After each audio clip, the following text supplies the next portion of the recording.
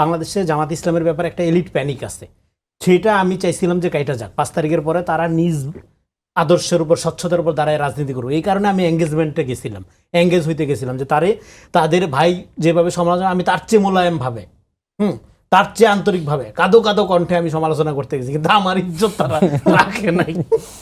আমার নিয়ে তারা যা শুরু করছে, এটা পরবর্তীতে আমার এনজয় করা ছাড়া আর কোনো উপায় ছিল না। হ্যাঁ, নাহলে আমি ট্রমাটিক হয়ে যেতাম। ফলে এইটা তো ডেঞ্জারাস। আপনাকে যদি মানুষ ভয় পায়, আপনি যদি কারো চরিত্র হননে লেগে যান এবং এটাকে ইন্ডাস্ট্রিয়াল লেভেলে নিয়ে যান, তাহলে আপনাকে মানুষ বর্জন করবে, এরপরে আপনি নিজেকে ভিকটিম মনে করবেন, তারপরে ভিকটিম বিকাম কিলার্স। এটা একটা ভয়ঙ্কর পলিটিক্যাল প্রসেস। আপনাকে মেইন স্ট্রিম হইতে হবে, এটা আমি এখনো বলতেছি। ভাইয়ের সাথে আমি শর্মিলায় বলি, আপনাকে সেই স্বচ্ছতাটা আনতে হবে।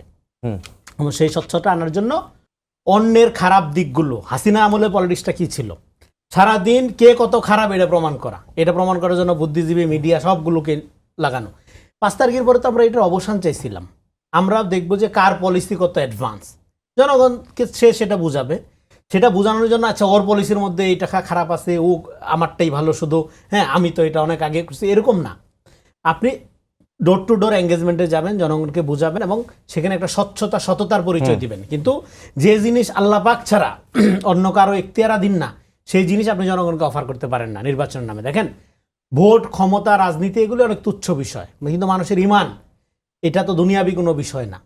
এটা আপনাদের এটা এত বড় বিষয় যে সারা পৃথিবী যদি কাউকে লেখা দেয়, তারপরে সে ঈমানের সাথে স্যাক্রিফাইস করবে না। সে হয়তো আপনার মতো করে রিলিজিয়াস না, হ্যাঁ আপনার মতো করে সে হয়তো আপনার তরিকার মতো করে সে ইসলাম মানে না বা ধর্ম মানে না, কিন্তু মানুষের ঈমান, সাধারণ মানুষের ঈমানের জোর বাংলাদেশে আমি অন্তত বিশ্বাস করি একজন সাধারণ মুসলমান হিসাবে এই লেভেলের যে সারা দুনিয়া তার হাতে যদি লেখা দেন, সে তার ঈমান বিক্রি করবে না। কিন্তু সেখানে আপনি যে পলিটিক্স বাদ দিয়ে ন্যারেটিভসে ঢুকে গেলেন, সেটা তো হাসিনাও করছিল।